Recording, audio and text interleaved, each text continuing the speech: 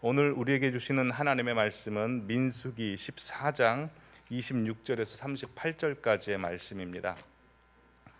민수기 14장 26절에서 38절까지의 말씀, 우리 한 목소리로 봉독하도록 하시겠습니다. 여호와께서 모세와 아론에게 말씀하여 이르시되, 나를 원망하는 이 악한 회중에게 내가 어느 때까지 참으랴. 이스라엘 자손이 나를 향하여 원망하는 바 그 원망하는 말을 내가 들었노라. 그들에게 이르기를, 여호와의 말씀에 내 삶을 두고 맹세하노라.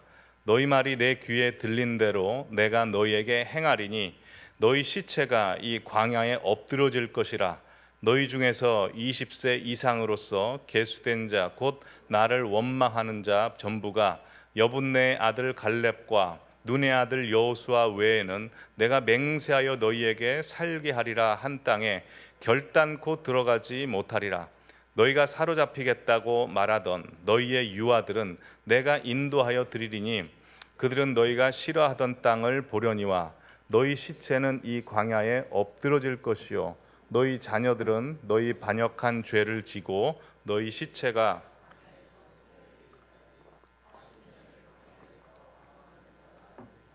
너희는 그 땅을 정탐한 날 수인 40일의 하루를 1년으로 쳐서 그 40년간 너희의 죄악을 담당할지니 너희는 그제서야 내가 싫어하면 어떻게 되는지를 알리라 하셨다 하라. 나 여호와가 말하였거니와 모여 나를 거역하는 막한 회중 광야에서 소멸되어 거기서 죽으리라. 모세의 보냄을 받고 땅을 정탐하고 돌아와서 그 땅을 악평하여 온 회중이 모세를 원망하게 한 사람 곧 그 땅에 대하여 악평한 자들은 여호와 앞에서 재앙으로 죽었고 그 땅을 정탐하러 갔던 사람 중에서 오직 눈의 아들 여호수아와 여분네의 아들 갈렙은 생존하니라. 아멘. 오늘은 인생의 분기점을 가르는 요소 5번째 시간입니다. 언어입니다. 단어의 사생활이라는 책이 있습니다. 영어로 The Secret Life of the Pronouns라는 책인데요. 참 제목이 재미있죠. 이 책은 텍사스 주립대학 제임스 페니베이커 교수가 쓴 책인데요. 이 책에서는 우리가 사용하는 언어에는 내가 어떤 사람인지, 내가 어떤 존재인지를 드러내게 해주는 어떤 지문과 같은 것이 묻어져 있다라고 이야기를 했습니다. 즉, 내가 말하는 동사, 명사, 대명사, 형용사, 부사, 또한 심지어 조사까지도 내가 어떤 사람인지를 드러내 준다는 거죠. 그래서 그 책에 보면 성공한 사람들이 사용하는 단어가 따로 있고, 인생이 잘 안 풀리는 사람들끼리 사용하는 단어가 따로 있고, 리더가 사용하는 단어, 팔로워들이 사용하는 단어, 부자들이 자주 사용하는 단어, 부자가 아닌 사람들이 자주 사용하는 단어, 진실을 말하려고 하는 자가 사용하는 단어, 그리고 거짓으로 속이려고 하는 사람이 사용하는 단어가 따로 있다고 합니다. 즉, 우리가 하는 말은 내 지금 마음의 자세, 태도, 의중 뿐만 아니라 지금까지 내가 어떻게 살아왔는지를 보여준다는 것이죠. 근데 이와 비슷한 말을 이미 한 사람이 있습니다. 실존주의 철학자 마르틴 하이데거입니다. 하이데거가 이런 말을 했죠.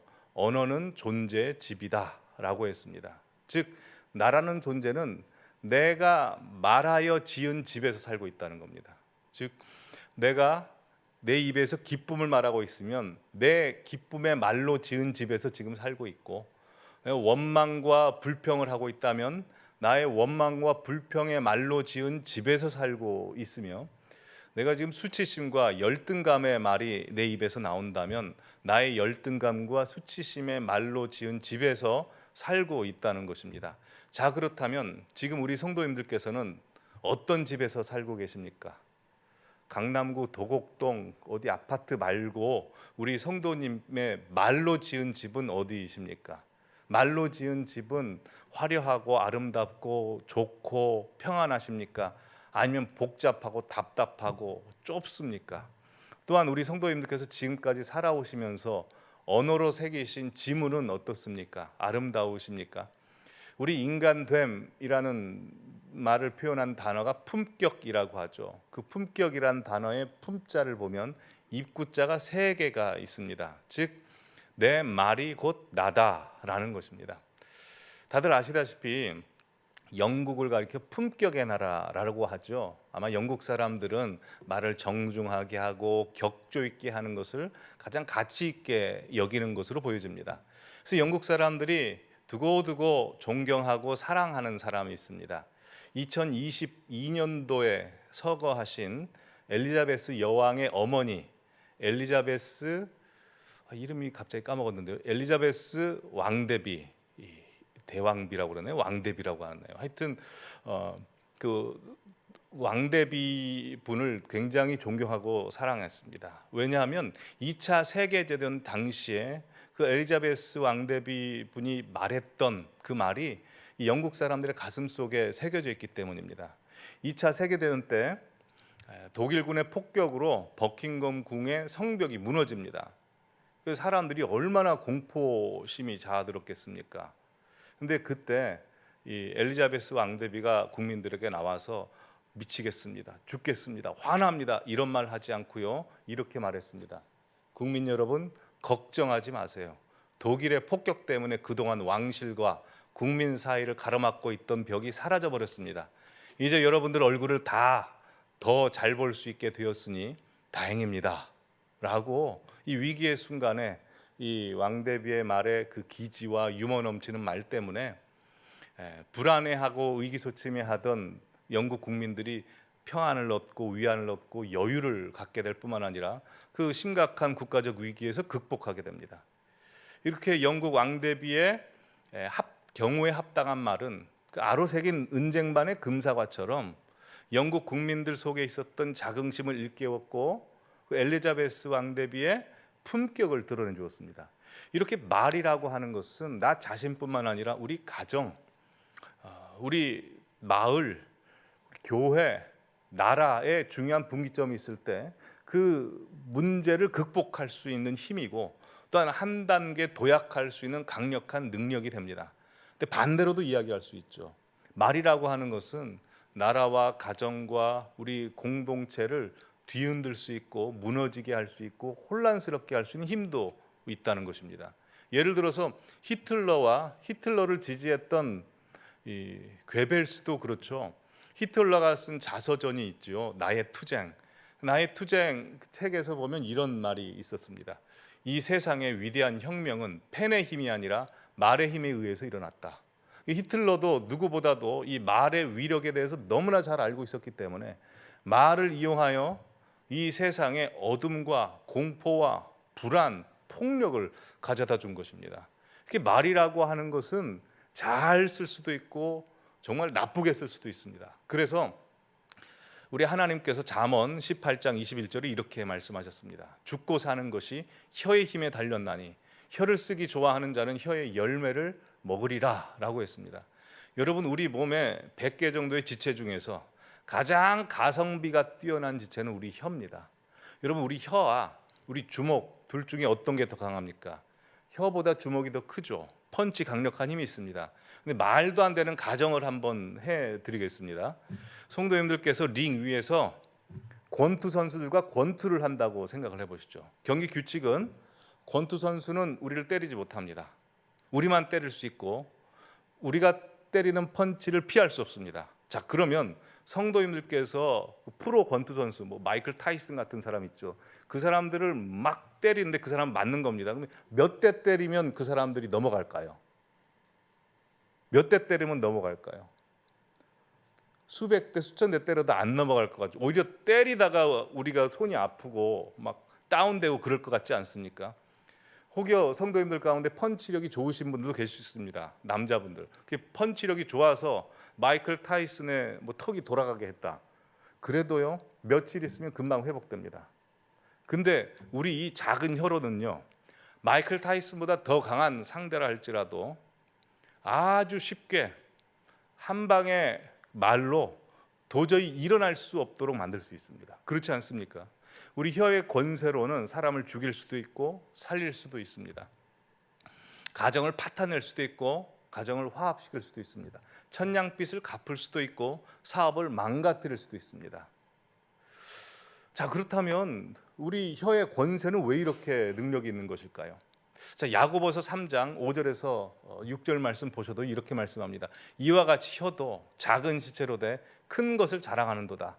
보라, 얼마나 작은 불이 얼마나 많은 나무를 태우는가. 혀는 곧 불이요 불의의 세계라.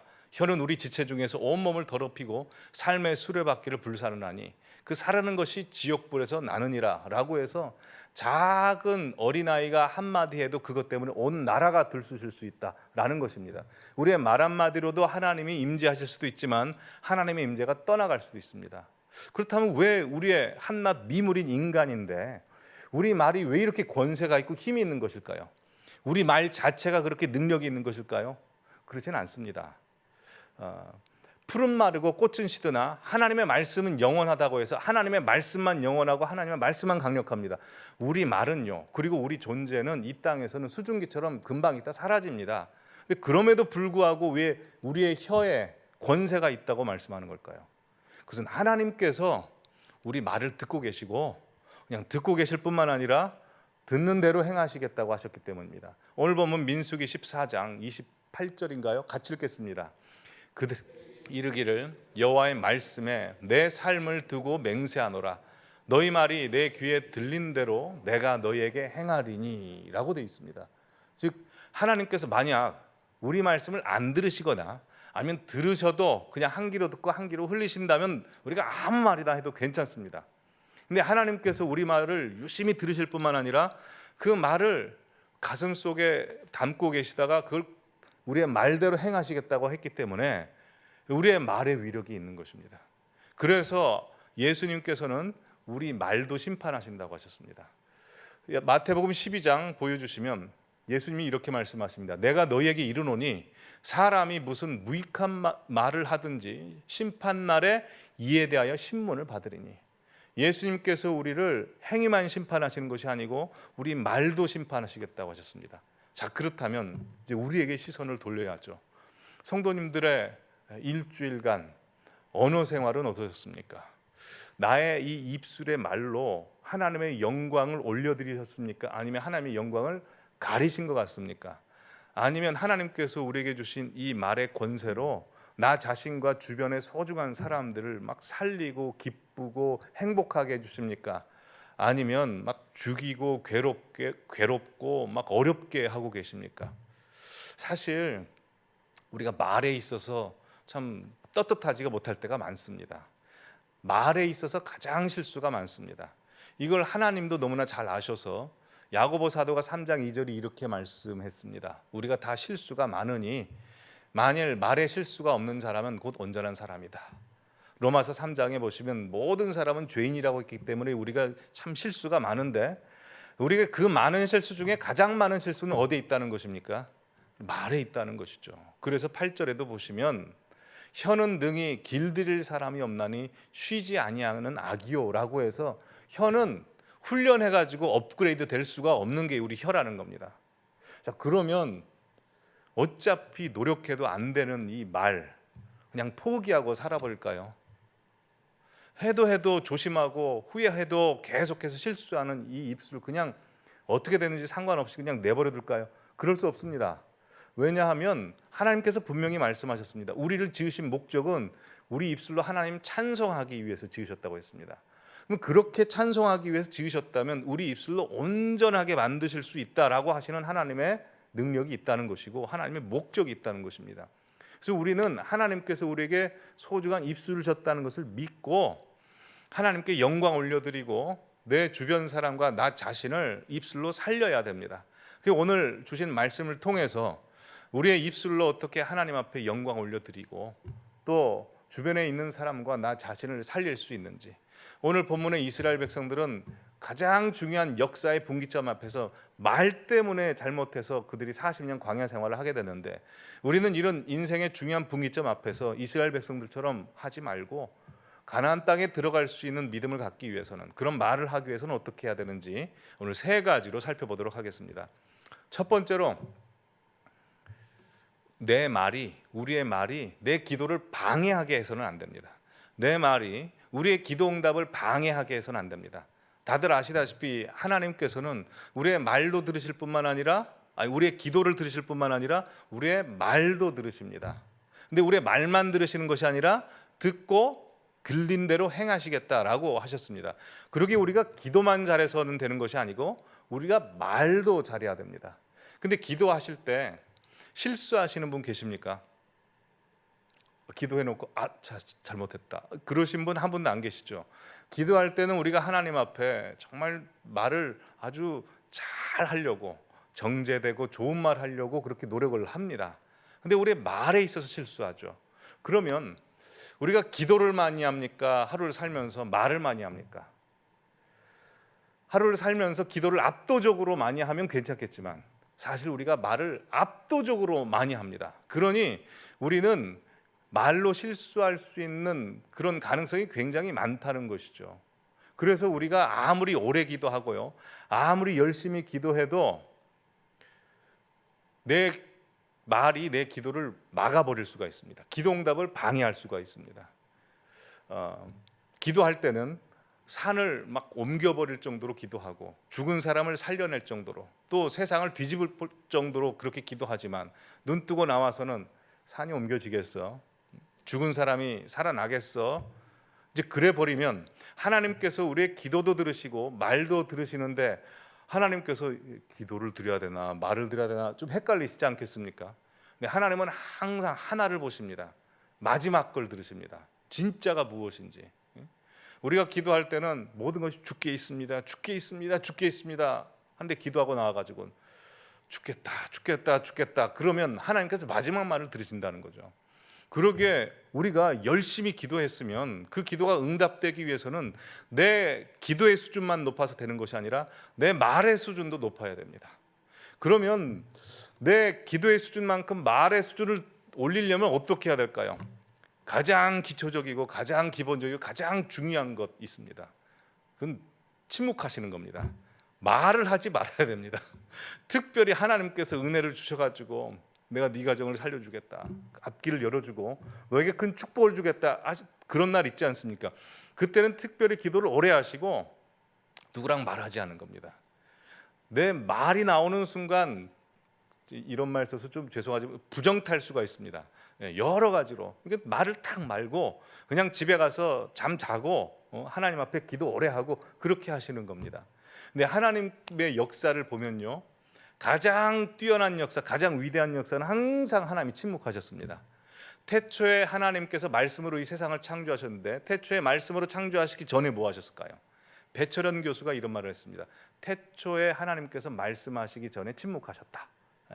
하나님께서 침묵하실 때 이미 하나님 마음속에는 창조의 설계도가 다 그려져 있는 겁니다. 또한 하나님께서 아름답게 창조한 우리가 다 죄를 지어버렸죠. 죄로 망가졌습니다. 그래서 예수님께서 우리를 살리시려고 구원 역사, 십자가 사역을 하시는데 구원하시는 그 역사 때도 보시면 침묵하십니다. 로마 병정들이 예수님 체포하는데 막 예수님께서 나 억울해, 나 미치겠어, 나 어떻게 해야 되냐 막 그런 말씀을 하셨으면 어떻게 되겠습니까? 그러시지 않으셨습니다. 침묵하셨습니다. 어린 양처럼, 도살장에 끌려가는 어린 양처럼. 뿐만 아니라 십자가에 달리셨을 때 로마 병정들이 네가 만약 하나님의 아들이거든 거기서 한번 내려와 봐라 라고 하셨죠. 그때도 침묵하십니다. 예수님만 침묵하지 않으셨습니다. 하나님 아버지도 침묵하셨습니다. 예수님께서 하나님, 나의 하나님 어찌하여 나를 버리시나이까 라고 탄식하실 때 하나님 아버지께서 침묵하십니다.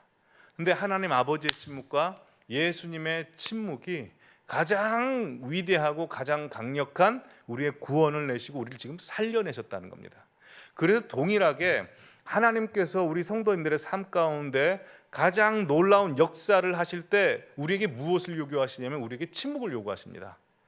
자, 출애굽기 14장 보시면 다들 아시다시피 홍해 앞에 서게 됩니다. 홍해 앞에 섰을 때 하나님께서 이스라엘 백성들에게 이렇게 이야기하시죠. 너희는 두려워하지 말고 가만히 서서 여호와께서 오늘 너희를 위하여 행하시는 구원을 보라. 여호와께서 너희를 위하여 싸우시리니 너희는 가만히 있을지어다. 영어 성경으로 보시면 14절이 이렇게 됩니다. The Lord will fight for you and you have only to be silent. 뭐 하라는 겁니까? 오직 조용히 해라 이겁니다. 입 닫으라 이겁니다. 뿐만 아닙니다. 이스라엘 백성들이 여리고성에 들어갑니다. 철옹성 같은 여리고성을 무너뜨릴 때도 총 13바퀴 돌라고 하시는데요. 13바퀴 돌면서 마지막 바퀴 말고 12바퀴는 어떻게 돌라고 하신 줄 아십니까? 6장 10절 보여주시면 너희는 외치지 말며 음성을 들리게 하지 말며 너희 입에서 아무 말도 하지 말라. 가장 중요할 때 우리에게 침묵을 요구하십니다. 왜 그럴까요? 우리가 말하는 순간 하나님의 역사를 못 봅니다. 그리고 내 말이 하나님의 역사를 방해합니다. 그러나 침묵이라고 하는 것은 하나님의 역사를 보게 할 뿐만 아니라 하나님께서 역사하실 수 있도록 공간과 여백을 내어주는 겁니다. 그래서 시편 46편 10절에 보시면 함께 읽어보실까요? 이르시기를 너희는 가만히 있어 내가 하나님 됨 알지어다. 내가 뭇 나라 중에서 높임을 받으리라. 내가 세계 중에서 높임을 받으리라 하시도다. 하박국 2장 20절도 같이 읽겠습니다. 오직 여호와는 그 성전에 계시니 온 땅은 그 앞에서 잠잠할지니라 하시니라. 하나님께서 가장 놀랍고 가장 위대하신 일을 하실 때는 우리에게 침묵을 요구하십니다. 만약 오늘 이스라엘 백성들이 10명의 정탐꾼의 그 절망 어린 보고를 듣고 침묵했다면 어땠을까요? 처음에는 불안하고 두렵고 원망도 되고 막 자기 연민에 빠졌다가도요, 침묵하고 있다 보면 뭐가 보일까요? 그 밤에 불기둥이 활활 타고 있는 걸 보는 겁니다. 그 불기둥으로 이스라엘 백성들을 쫓아오는 애국 군대를 막아주신 것, 우리를 따뜻하게 만들어주신 것, 그게 조금씩 생각나면서 막 활활 타올랐던 그 원망과 불평이 좀 사그라들지 않았을까요? 침묵이 이렇게 일을 합니다. 여러분, 창세기 22장에 아브라함 보시면 하나님께서 아브라함에게 열국의 아비가 되겠다 해주고 이삭 하나를 낳게 하십니다. 근데 그 이삭을 바치라고 하시죠. 참 말도 안 되는 명령이었습니다. 그때 아브라함이 어떻게 하는 줄 아십니까? 22장 1절부터 4절까지 보시면 아무하고도 이야기를 하지 않습니다. 뭐 아내에게 이야기해서 어떻게 하나님이 나한테 이럴 수가 있어, 뭐 이런 이야기도 하지 않습니다. 종들에게도 하소연하지 않습니다. 침묵합니다. 그 침묵이 무엇을 만들어냅니까? 가장 최고의 순종을 만들어내는 겁니다. 그러게 하나님께서 우리의 삶 통해서 우리를 살리시고 역사하시고 또한 우리 입술의 고백으로 세상을 살리고 하나님께 영광 올려드리려면 가장 먼저 말을 하지 말아야 됩니다. 인간의 말이 우리에게서 나오지 않도록 해야 됩니다. 여러분, 간단합니다. 우리 안에 하나님의 말씀이 채워지면 우리가 살고요, 우리 안에 내 말이 채워지면 우리 죽습니다. 교회도 마찬가지고 셀 모임도 마찬가지입니다. 셀에서도 인간의 말이 계속 나오면 셀이 점점 은혜가 사라집니다. 화평이 깨집니다. 세상 돈 이야기, 부동산 이야기, 자식 잘 나가는 이야기 하면 은혜가 싹 사라져버려요. 그러나 하나님의 말씀이 계속 채워지면 계속 사람들이 살아나는 겁니다. 우리 교회도 그럴 것입니다. 그러게 일단 우리 말을 줄이는 게 우리가 사는 방법입니다. 자, 두 번째로 우리 입술로 하나님께 영광 올려드리고 나와 주변에 있는 사람들을 살리기 위해서는 어떻게 해야 될까요? 항상 믿음의 말을 선택해야 됩니다. 우리가 쓰는 말을 총 3가지로 구분할 수 있습니다. 첫 번째는 그냥 사실 그대로의 말입니다. 이건 객관적인 말이죠. 그리고 두 번째는 부정적인 말입니다. 화면 딱 보여주시죠. 부정적인 말입니다. 이 부정적인 말은 사실 그대로의 현상을 부정적인 나 자아를 통해서 입 밖으로 나왔을 때 하는 말이 부정적인 말이죠. 그리고 믿음의 말입니다. 믿음의 말은 지금 현상이 이러든지 저쩌든지 상관없이 하나님이 개입하시다는 것을 상정하고 하는 말입니다. 자, 이 3가지 말을 민수기 13장 14장에 이스라엘 백성들이 다 합니다. 자, 먼저 사실 그대로의 말을 보여주시면 12 정탐꾼이 정탐을 하고 돌아와서 이야기를 합니다. 과연 그 땅은 하나님께서 젖과 꿀이 흐르는 땅이라고 말한 것처럼 젖과 꿀이 흐르는 땅입니다 라는 그냥 사실적인 보고입니다. 이건 아무런 영향이 없습니다. 우리가 이런 말 잘 합니다. 근데 중요한 것은 이제 부정적인 말 보시면 이스라엘 백성들이 민수기 13장 33절 보시면 우리는 스스로 보기에도 메뚜기 같으니 부정적인 자아를 통해서 이 보고를 하니까 31절에 우리는 능히 그 백성을 치지 못하리라 하고, 이 보고를 받은 이스라엘 백성들도 부정적인 자아를 통해서 보니까 우리가 애굽 땅에서 죽었거나 이 광야에서 죽었으면 좋았을 것을 하고 부정적인 말을 하고 있습니다. 그러나 여호수아 갈렙은 믿음의 말을 하죠. 믿음의 말을 보시면 하나님이 우리와 함께 하시면 이라는 말씀이 있습니다. 그러니 우리가 곧 올라가서 그 땅을 취하고 능히 이기리라 라고 하고, 또한 그 땅은 우리의 먹이다 라고 믿음의 말을 합니다. 다들 아시다시피 부정적인 말을 한 사람은 가나안 땅에 들어가지 못해서 하나님이 주시는 복이 무엇인지 누리지 못합니다. 그리고 광야에서 다 죽습니다. 난 믿음의 말을 한 여호수아 갈렙은 그들은 가나안 땅을 누립니다. 자, 이 세 가지 말이 있다고 했습니다. 사실 그대로의 말, 부정적인 말, 믿음의 말. 성도님들은 어떤 말을 하루 종일 사용하십니까? 어떤 말이 내 입속에서 많이 나오십니까? 잠언서 6장 2절에 보시면 이렇게 말씀합니다. 내 입의 말로 네가 얽혔으며 내 입의 말로 인하여 잡히게 되었느니라 라고 합니다. 즉 우리 말이 나를 끌고 간다는 겁니다. 내 말이 나를 체포하여 내 인생을 끌고 간다라고 하죠. 여러분, 말은 마음의 거울이라고 하지 않습니까? 그러게 우리 속에 무엇이 들어있는가에 따라서 내 말이 달라질 수 있다라고 하는데요. 그러면 내 마음은 어떻게 달라질까요? 내 마음은요, 내 말에 의해서 또 좌우가 됩니다. 뇌과학자들이 이렇게 이야기했더라고요. 우리 뇌 90%는 내 언어의 지배를 받는다라고 했습니다. 그러니 내 마음이 사실 믿음이 별로 없어도요, 내가 자꾸 믿음의 말, 주님께서 함께 하신다, 이거 극복할 수 있다, 하나님이 무조건 나에게 복 주신다라고 말하면 내게 믿음의 마음이 부족해도 믿음의 마음이 생기는 것이고, 내가 불신이 없음에도 불구하고 자꾸 입 밖에서 불신이 터져 나오면 나도 모르게 불신이 싹 든다는 겁니다. 아까 창세기 22장 아브라함이 아들 이삭 바치는 사건에 대해서 말씀을 드렸습니다. 22장 1절부터 4절까지 보시면 아브라함이 침묵을 합니다. 그리고 하나님께서 명령하신 모리아산에 3일길을 가죠.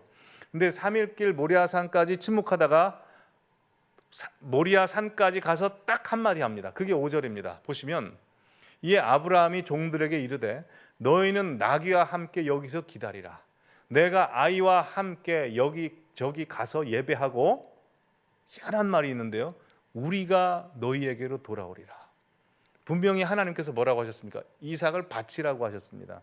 그러면 돌아올 때는 누가 돌아옵니까? 그냥 돌아오리라 라고 표현했는데 우리가 돌아오리라 라고 되어 있습니다. 어떻게 아브라함은 우리가 돌아가겠다라고 이야기를 할까요? 히브리서 11장 9절 말씀 보면 아브라함은 하나님께서 아들 이삭을 다시 살리실 거라고 생각을 했답니다. 근데 아무리 다시 살리실 거라고 생각을 해도 그렇게 말하기란 쉽지 않고 죽이러 가는 거 쉽지 않습니다. 여러분, 가정에서 내가 63빌딩에서 떨어져서 죽어도 다시 살아난다고 이제 가정을 해볼 때, 그걸 알매도 불구하고 63빌딩에서 제가 떨어질 수 있을까요? 못하는 겁니다. 그렇지 않습니까? 근데 아브라함은 그때 우리가 예배하고 돌아오리라라고 말하는데요, 그 말하기 상당히 어려웠을 겁니다. 근데 아브라함은 일단 말을 그렇게 합니다. 그리고 하나님께서 그 말을 들어주시고 그대로 행하십니다. 아브라함이 우리가 다시 돌아오리라라고 했을 때 하나님이 우리 말도 들으시기 아브라함 말도 듣고 계셨거든요. 그 말을 들으신 하나님의 마음이 어떠셨을까요? 굉장히 기뻐하셨을 겁니다. 왜요? 아브라함의 믿음을 보셨기 때문입니다. 히브리서 11장 1절 말씀 보시면 믿음은 바라는 것들의 실상이요 보지 못하는 것들의 증거다라고 했습니다. 이걸 말을 추가해서 한번 바꿔볼까요? 믿음의 말은 바라는 것들을 실제하게 하는 사건이 되고, 믿음의 말은 보이지 않는 것들을 보이게 하는 능력이 됩니다. 그 말을 어떻게 했냐에 따라서 우리의 현실이 완전히 달라진다는 것이죠. 예수님께서 이렇게 말씀하셨습니다. 내가 너에게 구원을 주었다라고 말씀하시지 않고 내 믿음이 너를 구원했다라고 말씀합니다. 이건 또 이렇게 바꿀 수 있습니다. 내 믿음의 말이 너를 구원할 것이다. 네 믿음의 말이 너를 구원했다. 그러기에 우리 입속에서 항상 믿음의 말이 터져 나와야 됩니다. 마가복음 5장에 보시면 예수님께서 회당장 야이로의 딸을, 죽은 야이로의 딸을 살리시는 사건이 나오죠. 혈류증 걸린 여인 고치다가 시간이 늦어가지고 야이로의 딸이 죽어버렸습니다. 야이로의 딸이 죽은 것은 사실 그대로의 현상입니다. 과학적인 사건이고 물리적인 사건이죠. 근데 희한하게도 본문 보여주시면 예수님께서 얘는 죽었다라고 말씀하시지 않고 뭐라고 말씀하십니까? 3절에 39절에 이 아이가 죽은 것이 아니라 잔다. 이건 분명히 사실 그대로의 현실이 아닙니다. 물리적인 현실, 인간이 생각하는 과학적인 현실이 아닙니다. 근데 예수님은 진리이신데 진리이신 예수님께서 잔다라고 말씀하십니다. 그러자 보이는 것이 다라고 생각한 사람들이 40절에 보면 비웃습니다. 부정적인 자아, 한계적인 자아를 갖고 있게 비웃을 수밖에 없죠. 근데 비웃는 그 사람들 예수님께서 어떻게 하십니까? 그들을 다 내보내십니다. 부정적인 언어를 다 내쫓습니다. 그리고 41절에 그 소녀를 잡고 뭐라고 말씀하십니까?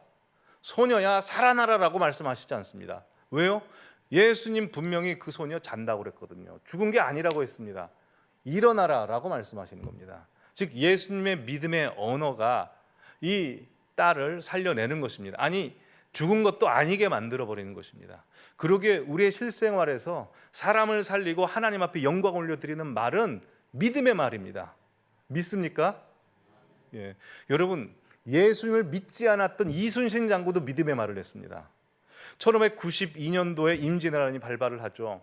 조선이 전쟁이 일어난다는 것을 생각하지 못하고 준비를 못했습니다. 그래서 뭐 고니시 유키나가 가토 기요마사 이런 왜군 그 장수들이 한양까지 쭉 밀고 올라가 버립니다. 그래서 선조가 몽진을 하죠.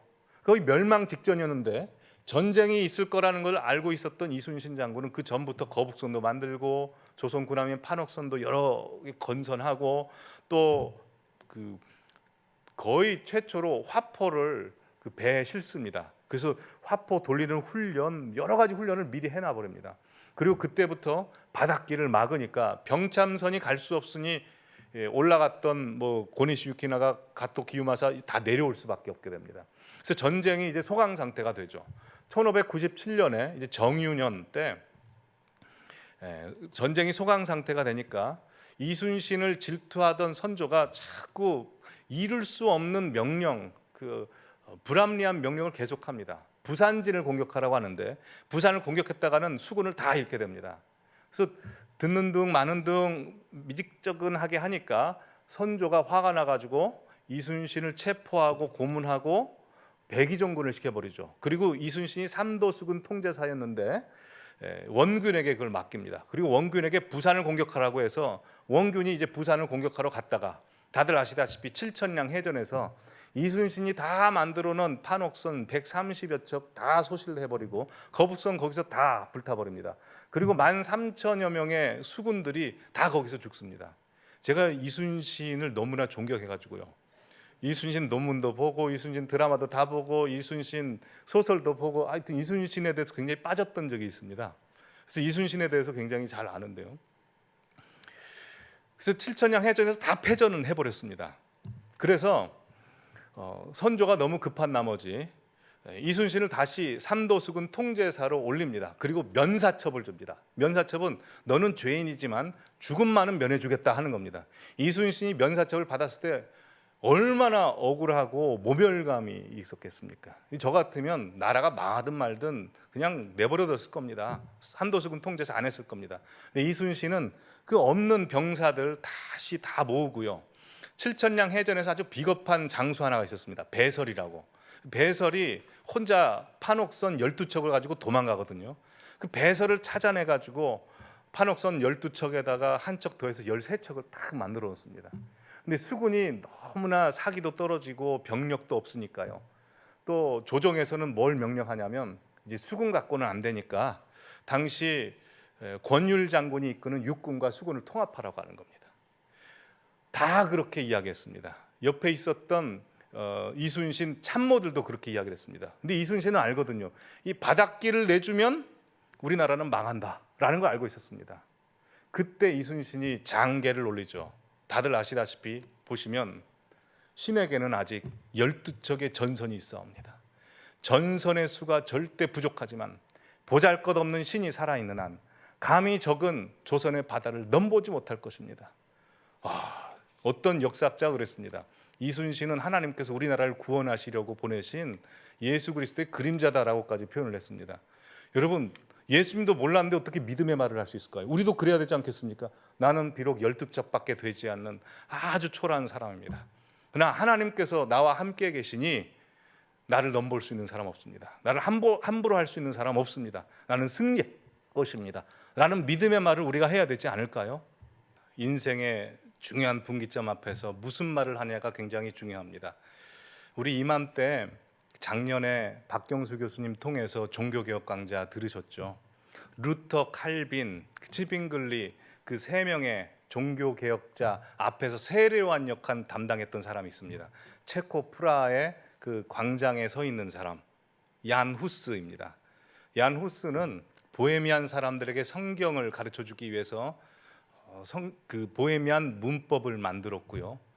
또한 그가 성경을 볼 때 당시 서방 카톨릭 사제들은 성만찬을 할 때 백성들에게 빵만 줬거든요. 왜냐하면 이 예수 그리스도의 보혈의 피 포도주를 흘리면 이건 대역죄라고 생각해서. 근데 성경을 보니까 이게 완전 틀리거든요. 그래서 얀 후스는 모든 사람에게 포도주와 빵을 해서 성례식을 합니다. 이것 때문에 잡혀 들어가고 화형을 당합니다. 화형식 때 얀 후스가 이런 말을 합니다. 거위는 죽지만 100년 후에 뭐가 나타난다고 했죠? 백조가 나타나서 백조는 불태울 수 없을 것이다 라는 말을 합니다. 거위는 얀 후스입니다. 후스가 거위. 그리고 100년 후에 정확하게 1517년에 누가 나옵니까? 루터가 나오죠. 말한 대로 그렇게 됐습니다. 우리나라도 마찬가지입니다. 구한말 선교사님들이 와서 믿음의 말을 선포했습니다. 전에 한번 말씀드린 루비 캔드릭 선교사님이 있습니다. 24살의 젊은 나이에 와서 1907년도에 처음 조선 땅을 밟았는데요. 9개월 사역하다가 이 맹장 때문에 돌아가십니다.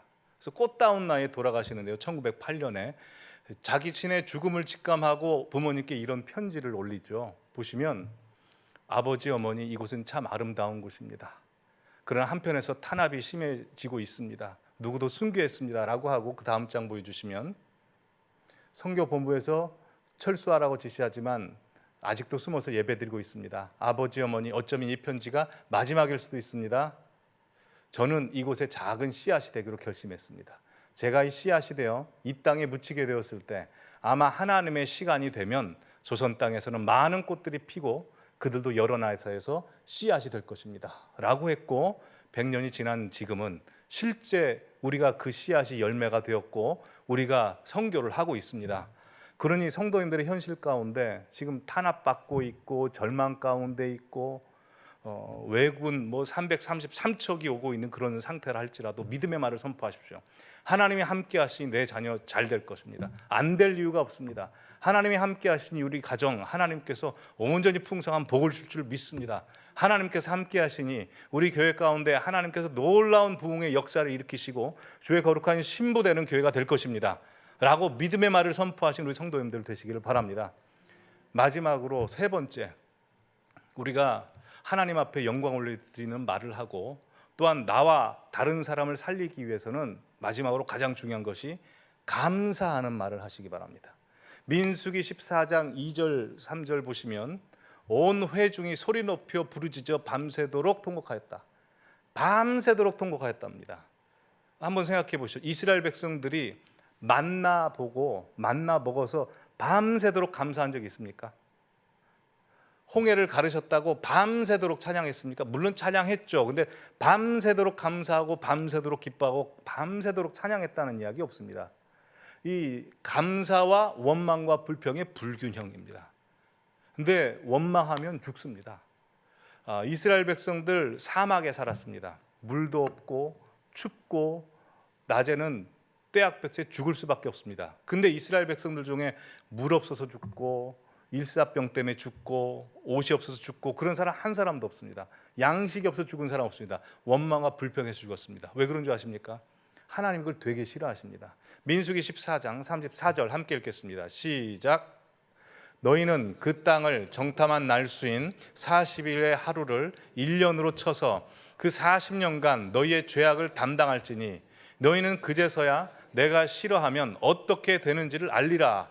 자, 보시면 무엇을 싫어하신답니까? 원망하는 것 되게 싫어하십니다. 그래서 시편 50편 22절인가요? 보시면 하나님을 잊어버린 너희여 이제 이를 생각하라. 그렇지 아니하면 내가 너희를 찢으리니 건질 자 없으리라.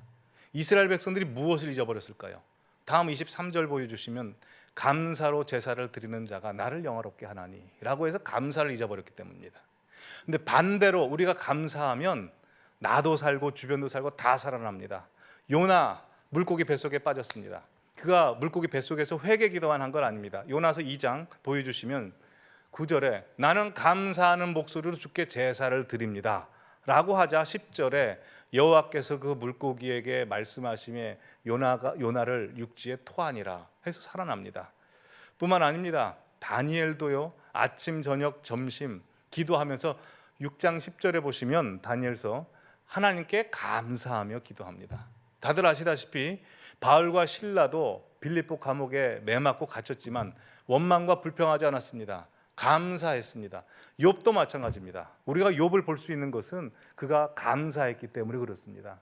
그래서 성경의 인물들도 그렇고 우리의 역사도 봐도 감사 없이 형통 없고 감사 없이 복 없고 감사 없이 승리 없습니다. 감사하면 나도 살고 다 살아나는 것입니다. 여러분, 민수기는 정말 기가 막힌 책입니다. 민수기를 보시면 이스라엘 백성들은 주구장창 원망합니다. 근데 하나님은 주구장창 은혜를 베푸십니다. 이스라엘 백성들 만나 먹고 있으시면서 하나님이 어디 있어? 불평과 원망합니다. 저 같으면 가장 먼저 불평과 원망하는 이스라엘 백성들을 만나부터 끊을 겁니다. 그래도 불평과 원망하면 그 다음 불기둥과 구름기둥을 뒤바꿔 버릴 겁니다. 낮에는 불기둥, 밤에는 구름기둥, 난리 나겠죠. 오늘 본문에 거의 최악의 사건입니다. 근데 참 신기하게도 이스라엘 백성들이 이렇게 죄 짓는데요, 다음 15장 가서도 여전히 만나는 내리는 겁니다. 여전히 불기둥과 구름기둥은 이스라엘 백성들을 지켜주는 겁니다. 이건 이스라엘 백성들뿐만 아닙니다. 우리도 그렇죠. 그러기에 우리는 하나님 앞에 감사 올려드려야 됩니다. 자, 찬양팀 나오시죠. 오늘 설교를 정리하겠습니다. 우리가 영혼을 살리고 또한 하나님께서 인정하시는 말을 하려면 세 가지 기억하십시오. 먼저 우리가 침묵해야 됩니다. 내 말이 없어져야 됩니다. 두 번째로 내 말이 없어지고 그 다음에 믿음의 말이 튀어나와야 되고, 세 번째 하나님 앞에 올려드리는 감사의 말이 나와야 됩니다.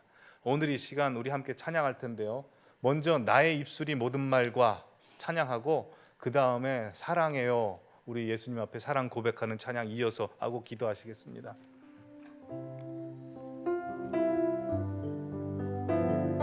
나의 입술의 모든 말과 나의 입술의 모든 말과 나의 마음의 묵상이 주께 연락되기를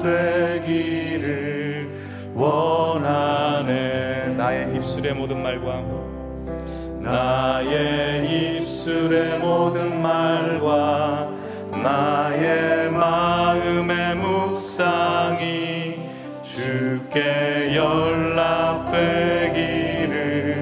원하네. 생명이 되신 주, 생명이 되신 주,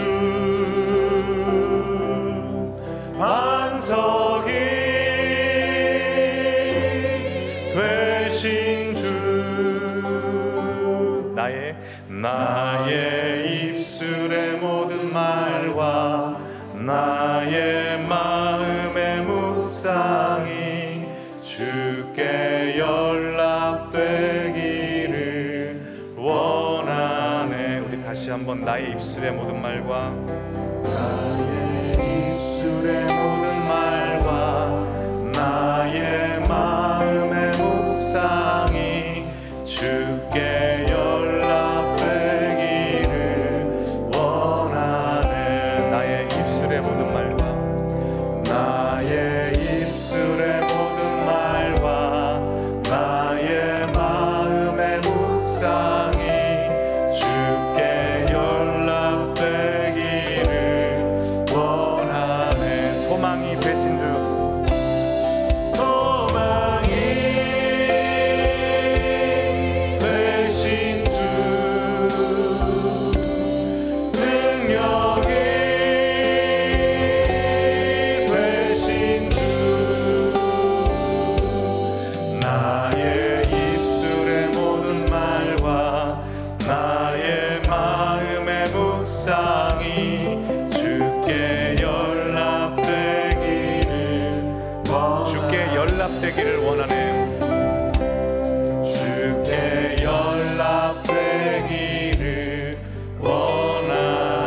사랑해요. 목소리 높여 경배해요. 사랑해요. 목소리 높여 경배해요. 내 영혼 기뻐. 오 나의 왕 나의 목소리 주님 귀에 곱게 곱게 울리기. 우리 영어로 찬양해 볼까요? I love you Lord. I love